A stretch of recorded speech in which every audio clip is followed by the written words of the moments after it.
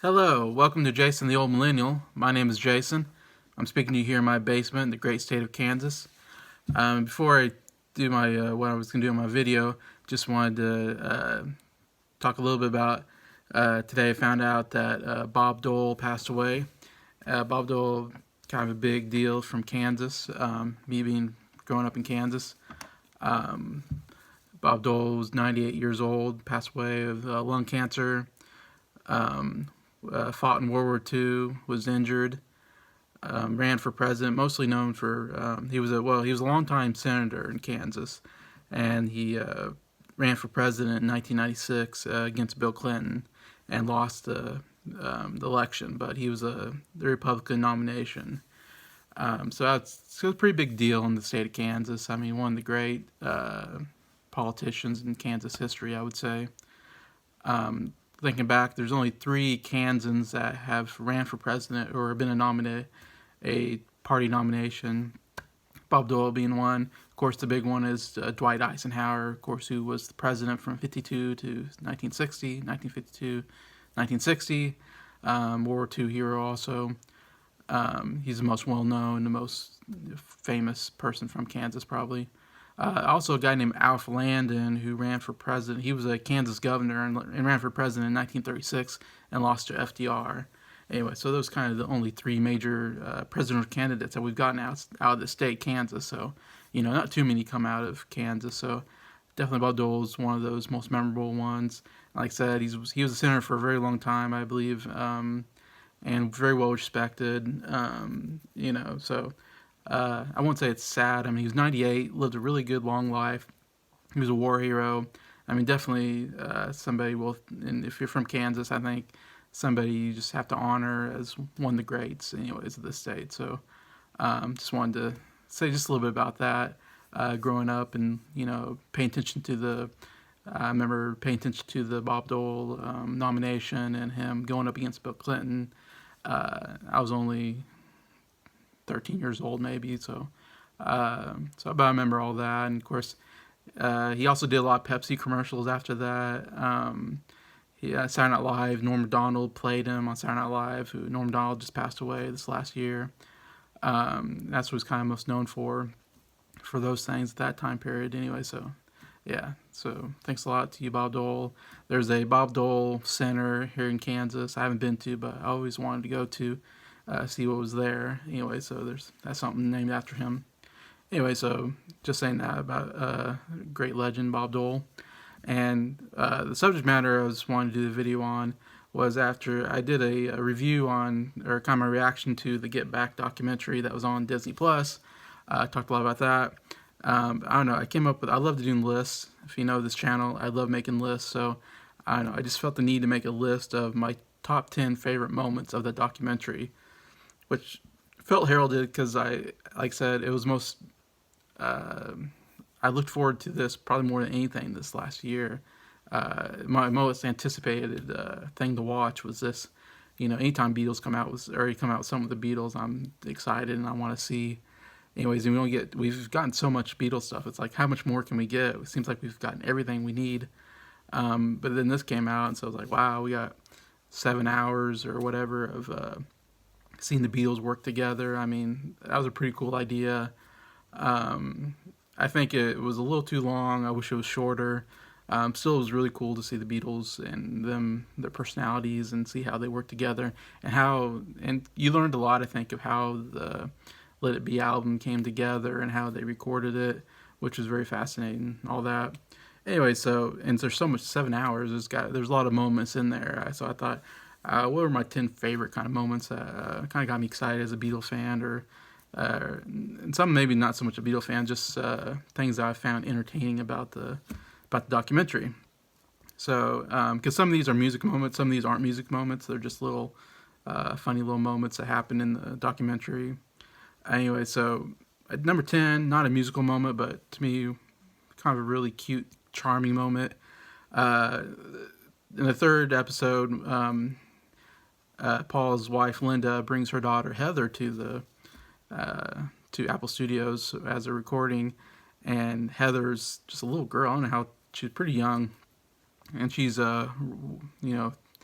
as a little girl, a little kid, she's, laying on the ground, she's crawling around, she's playing with the instruments, she's playing, and the Beatles are playing with her. And I don't know, I just really thought I really loved when she came in, because I thought she was really cute, and I loved her interaction with the Beatles, because there's something just really, so innocent and, naive about this little girl. And here's the Beatles, the greatest band in the world, and they're under some tension. They're trying to get this album, all these songs together, make this album, and to do this rooftop, or eventually do the rooftop concert. And they're trying to do it in this time limit, and they're trying to get all this stuff together. So I mean, it's kind of this somewhat tension moment. It's a somewhat serious matter. It's the Beatles. They're trying to get this important project underway, and yet this little girl just playing around, not doesn't care that she's playing with the most famous people in the world, these absolute legends, and that she's in this very historical moment. She doesn't know she's a little girl. She's just I'm just here to play. That's all she cares about. So I loved when she came in, and just seeing how she interacted with the Beatles. I also loved that the Beatles kind of played with her. Of course, Paul obviously did a lot of, he threw her around and did so. But you see John, and Ringo, and kind of, playing with her, and just makes me like the Beatles a little more, because I was like, wow, they treated her really nice. I've heard some commentators say they hated when Heather was in there because they found her annoying, which I kind of see. Little kid can be kind of annoying. You'd be like, get out of here, I just want to see the Beatles. But I don't know, I actually kind of enjoyed seeing that moment. Specifically at number 10, I loved when John was talking to her, and she was talking to John about, here, like I said, here's this, they're talking about musical history here, and here Heather's talking about her cats, and we got kittens or something like that. And I love John kind of messing with her, kind of teasing her, playing with her, and says, oh, you can eat the cats. And it's almost like John was like the funny uncle, and he's like, oh, you're gonna eat those cats, or something like that. And of course Heather kind of laughs like, oh, we're not gonna eat the kittens or whatever. They were just born yesterday. And then John, with that missing beat, says, oh, you have to give them a week before you eat them, and he keeps on it, but he's like, oh yeah, you got, like there's some kind of rule, and he's telling her, yeah, you got to wait a week till you can eat them. And then she talks about, like, one cat has a brown spot on it, and then John goes, well, you don't eat cats with brown spots on it. I don't know. So it was like this great, like, back and forth between John and Heather, John just messing with her. And it was this great, improv moment of yes and, where John was taking whatever Heather was giving him, and he was coming up with funny stuff. Anyways, I just thought that was a really funny moment. I really enjoyed it. That's my number 10. Number 9, more of a musical moment, is when Ringo comes in, again, third episode, I believe it is. Ringo comes in, he says, oh, I'm working on this song, Octopus's Garden, and he gets on the piano, which you never see Ringo play piano, of course, you just see him do the drums. So it's cool for him to see, like, wow, he gets on the piano and he starts playing Octopus's Garden, which isn't a piano song, but he's kind of, and he starts singing I think he only had like the first verse maybe written. So it's, just at the beginning of writing the song, and he's on the piano and he's singing the first verse. And personally, Octopus Garden's like my favorite Ringo song. It came on the Abbey Roads album, of course, the one after Let It Be. So it's cool to see him, like, working out the song. And then what I liked about it is that he's working on this song, and then you see George come over, and George starts, working on it with them. It's like, oh, you got the song. And because you have Paul, you have, Lennon and McCartney are the greatest songwriters of all time, songwriting duo of all time. They've written so many songs with the Beatles, and they've expert songwriters, seems like. And then you got George, who at that point is really growing up to be about as good as Paul. Some of his stuff as good or better than what Lennon and McCartney are coming out with. So he's almost at that level of a songwriter at that point. Maybe he hasn't written quite as many songs, of course. He doesn't write with Paul and Lennon. He writes on his own, but he's definitely, pretty good songwriter, not quite at that level. And you have Ringo, who's not really a songwriter at all, and he's definitely not on the level of George Harrison, and of course Paul and John. But so I love that George, being more of a songwriter, kind of went over and helped Ringo kind of develop the song right there. even though all they had was the first verse. But so that was cool to see George, and Ringo kind of working on it. And if you know about Ringo after the Beatles, I mean, he had two big hits, I would say, "Photograph" and "It Don't Come Easy." Pretty good songs from Ringo. I didn't realize I saw Ringo in concert a couple years ago, and he did those songs, and he said that, which I didn't realize what he said in the concert, that George co-wrote those songs with him, which I thought just Ringo. I guess I don't know much about the history of Ringo's solo work, but I just assumed Ringo was writing those songs. But it was interesting to hear that George helped him write those songs, and there's two big hits, anyways, that he had solo wise. So it kind of makes sense. Him and George must have had a really good friendship, and it's kind of cool to see that, in this and go, yeah, George, really liked working with Ringo, and Ringo got along with everybody. He was like maybe the only Beatle that got along with the other three, while the other three were more fighting and tension in there. Number 8, I have when they were rehearsing "All Things Must Pass."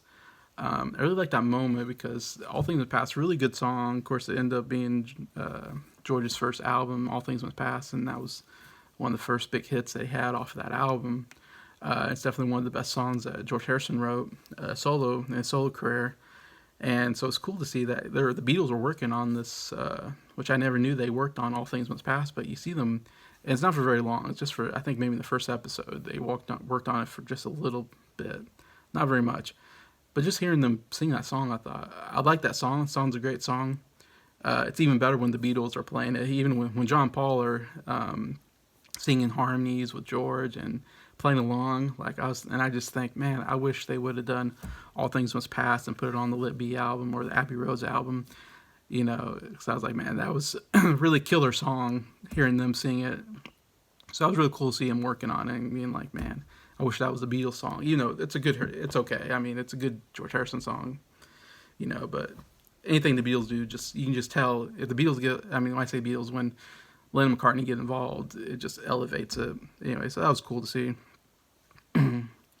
Number 7 on my list is when Billy Preston shows up in the second episode.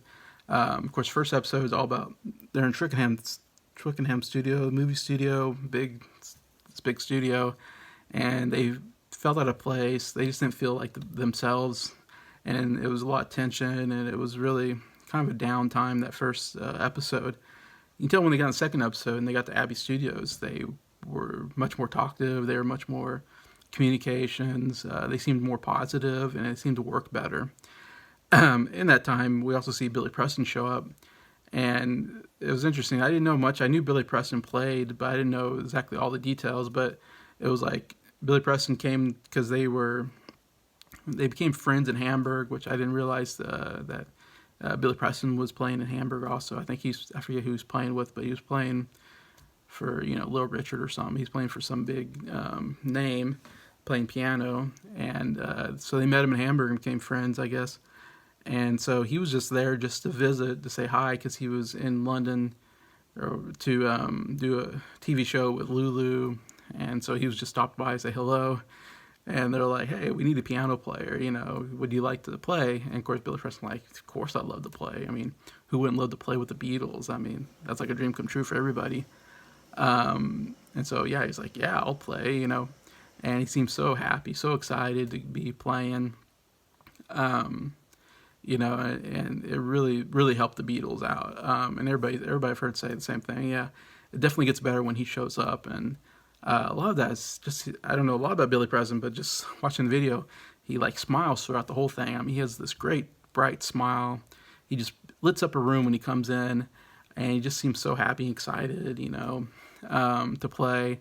And like I said, the Beatles didn't seem that happy and excited at first, and him showing up made the Beatles kind of up their excitement and up their positivity, I think, and it was more fun. It was more fun atmosphere when he was there, and they were kind of getting more into it. Anyways, and I don't know, there's something about his personality and everything I felt like was real good influence on everybody. And it was fun watching him sitting there playing the piano. And probably for him, it's like, man, I'm jamming with the best band in the world. What's better than that?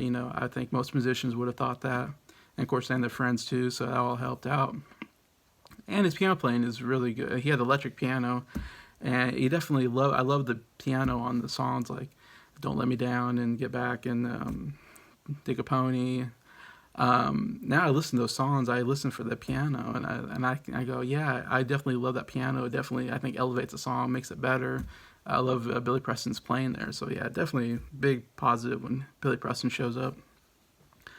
Number 6, I have the intro footage of the documentary. Most of the documentary is just looking at the Beatles and just seeing them work different styles of documentary styles. This one's just, we're just watching them work and watching them go about. There's definitely some writings, to tell you what's kind of, cause sometimes you have to tell, audience what exactly is going on in the scene, give them some context. Sometimes you can have a narrator, like Morgan Freeman or something like that can narrate, wouldn't that be great? Morgan Freeman narrating. He can narrate and kind of get you to kind of see what's going on and give you some context. But I love that they I was like, how are you gonna start this documentary? You just start them as they're just working and doing their thing. You have to get some kind of intro to kind of get you to know, okay, where are we now? Where are we at with the Beatles? What's going on in their lives? What's this project? And I thought the intro was a really good way to do it. I don't know, it was 10, 15 minutes long maybe in the first episode. We get a little bit of kind of a montage of their history of the Beatles starting and how they got to be the Beatles, and then kind of going to, now we're at this point where we're going to make this documentary. They want to make a documentary and they want to do a concert and all this stuff, and that's where we're at. Anyway, so I thought that was a good job, that intro, to really get you into the mood of what's going on. I'll even say also the transitions are very good. I love the transitions of pulling out, and we're seeing the calendar and we have X's to see how many days have we been in the studio, and you can say this is day whatever, day 10, day 11, whatever, in the studio. And then of course the calendar keeps changing, so that's pretty important to go.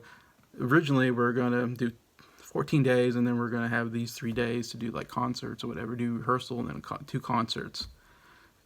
And that changed because George, of course, quit the band, and then they said, okay, we got to go push everything a week. Everything got pushed about another week, so they get George to come back, and then they were like, we're not going to do concerts, and they're trying to figure out what they're going to do anyway. So yeah, transitions were very good, also, I think, in the documentary. Number 5 on my list is in the 3rd episode, they start talking about their time in India, and they start showing this footage, I guess home video footage maybe.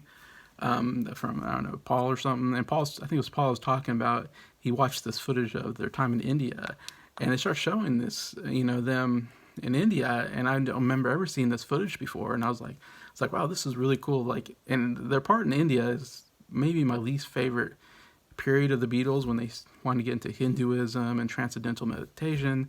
Like, I don't care about that at all. Like, and I don't care about, their time in India, except that they were able to write all these songs for the White Album.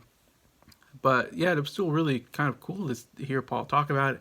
And then they're showing footage of them in India, which is like, as far as I know, is very new footage. I don't think any of us has ever seen. And so that was a really cool time when they spent, because they've been, of course, rehearsing songs.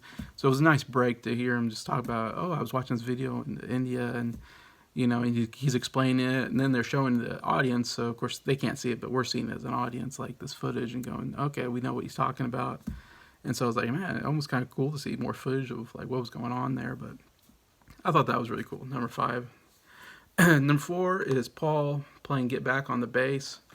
I think it was first episode. They're in Twickenham Studios, and they're, of course, it's not going really well.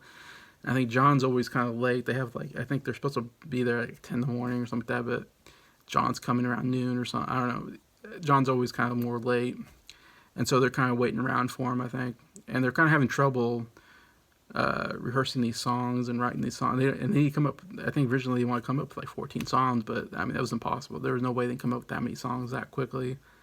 And so they're just barely getting anywhere at this point. And they're kind of struggling. And then we see Paul just sitting there with his bass, strumming it like a guitar, which I've never seen someone strum a bass like a guitar. And I'm not a bass player, so I don't know much about bass playing. But it was kind of cool to see him just sitting there, just strumming around. And then he starts singing Get Back. Like, he was just coming up with it right there. And he kind of came up with the chorus basically of Get Back. And I was surprised because I figured Get Back was like a completed song. That was one of the, kind of seems like one of the most promoted songs on the album, Let It Be. The whole documentary is called Get Back. And I think when they did the Beatles anthology, it originally was going to be called The Beatles Get Back. But they changed it because George didn't want it to be a Paul song, the name of the documentary about the Beatles. So they changed it to the anthology. So Get Back always seemed like a really big song, one that they really promoted. It was ended up being a single, as you hear in the documentary, which actually I think George maybe even came up with the idea of let's do Get Back as a single. So I just figured it was like a completed song that Paul was ready to present, but I was like, oh no, Paul was just coming up with it right there on his bass, no less, just messing around and just kind of coming up with this chorus, and then quickly writes the song.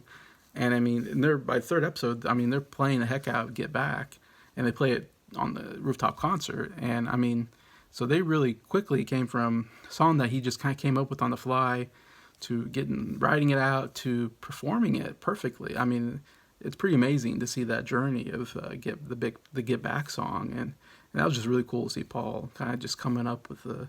That's why I really want to see this documentary. I love seeing them, their creative, uses and how they came up with the stuff right on, and how genius stuff that they're coming up with, and how they do that. So that was really cool. Number 3, I just call this. I love the '60s fashion. I love seeing the colors of the '60s and the fashion statements. It was one of the things I loved watching. I kind of paid attention to.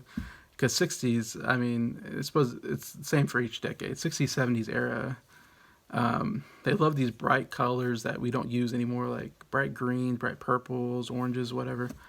I recognized I saw that the studio, Apple Studios, with this bright green floor carpet, and I was like, I noticed, I'm like, wow, that's a weird color for a carpet. It seemed like only in the '60s, you do that kind of stuff, but it's kind of interesting to see how the Beatles dress, because you really get this, because the Beatles, when they perform, of course, they're all dressed in suits. So when you see them in the rehearsal, that's them. This is what they want to wear. This is kind of part of their personality almost.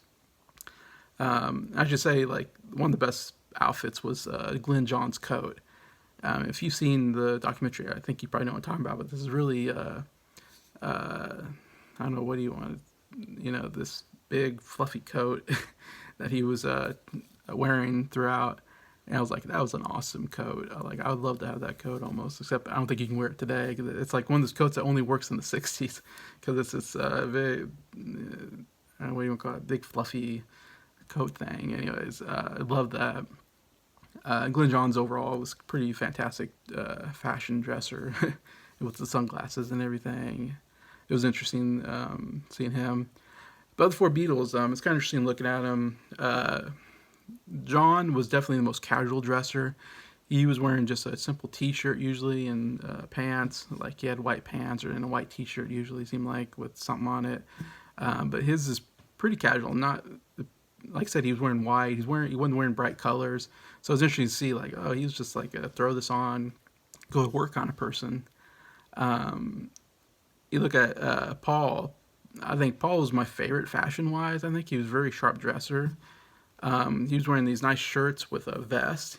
He wore a lot of different colored vests and shirts combinations, and I really liked that shirt vest combination that he was wearing, which I didn't think about him being that kind of dresser. But I was like, oh, I really like that outfit. And then when they're on the rooftop, he's the only one really wearing like a suit. The other ones are wearing heavy coats because it's cold, but Paul's just wearing like a nice suit with no tie. Looked very good. It was weird seeing Paul with the beard, though. I'm always used to him being clean shaven. Seems more like Paul to me. So the beard was a little off-putting at first. I mean, it was fine. I mean, but it's just something you don't see him with very often. But kind of interesting. Ringo was a little more flashy dresser. He wore like this. I feel like he wore this like flowery long sleeve shirt that was kind of standout. I can't remember all his outfits, but it seemed like his outfits kind of stood out a little bit. He had a lot of bright colored outfits. To me, the most kind of '60s outrageous dresser was George, which I didn't realize George dressed that way so much. two outfits I especially noticed. One, he was wearing jeans, but he was wearing these like high boots, these hide-colored boots, and it just didn't feel like it went together at all. I was like, that was just a weird fashion idea, but so that was interesting. But my favorite outfit was his. He had this pink striped jacket, pant match and combo, and then underneath he had this like very fluffy purple, bright purple shirt. So it was this pink suit with a purple shirt underneath, and he took the jacket off, and it was just a purple shirt and the pants. But altogether, I was like, "What kind of outfit? I've never seen that outfit before." It's like you cannot wear that today. That was like only a '60s like outfit, but it was interesting. George is a very fashionable dresser, evidently, which is interesting because he's big into Hindu, and Hindus just wear very non-flashy outfits. I mean, very minimal outfit that they wear. Anyway, so he's very flashy for a Hindu, it seemed like. But anyways, but I love seeing all that. I love the 60s fashion, everything. I love the architecture of the cars, everything in the 60s. Number two is just watching Paul just playing around on the piano. Was one of my favorite parts, is because he just gets on the piano and he just starts playing classic after classic. Obviously, he's playing Let It Be and The Long Winding Road, two of my favorite Paul McCartney songs of all time. I mean, absolutely great. But then he can go into other songs. I'm trying to think what other songs he went to, but I know he's just starting to play around. He's just playing another song. I mean, she came through the back of the window. He's probably playing. I want to say he's playing Golden Slumbers at one point. I think he plays Her Majesty, which I didn't realize he had that song ready already at that point. But I remember one time he's playing Her Majesty, I think. I don't know if that was on piano or not, but he's playing Backseat of My Car, which is a song that comes on a Paul McCartney solo album. I remember he was doing Teddy Boy at one point, which is another solo song off his first album. So I don't know, it's just cool seeing him just going through these different songs. I'm like, oh, I know that song. Like, I just love hearing him just playing and singing different songs. And it was a really cool moment where Ringo and, I don't know, it was George Martin or Michael Lindsay Hogg, they were talking, and they were beside Paul, and Ringo was sitting there like watching Paul play, and Ringo says, "Man, I can watch Paul play for hours on the piano." And that was kind of cool to see Ringo like really acknowledge like just how talented Paul was, and just how much fun it is to watch him play piano. And I was like, I agree, Ringo. Like, I could just watch Paul play forever on that piano. So many classics that he's come up with. So number two. Number one, I had to put this number one. It's not a musical moment, even though it's like, I know this is a musical documentary. But to me, I had to put number one, the funniest moment, the moment that made me laugh so hard in this documentary is, and again, it's with Heather. Heather comes, and Yoko is there throughout the 3 episodes, and she's pretty quiet though. For the most part, she sits there by John and doesn't really say anything, doesn't do a lot. I think, I want to say in the first episode maybe, there's a part where like I guess they weren't doing anything, and she, I think it was towards the end, she decides to get on the mic, and she starts doing these weird yells and whatever, these like out of pitch yells, like ah, and it was like, I mean, it wasn't a normal yell. It was like a crazy yell that like just made you go crazy listening to it, and you're just like, oh my gosh, that's like the worst sound I've ever heard in my life.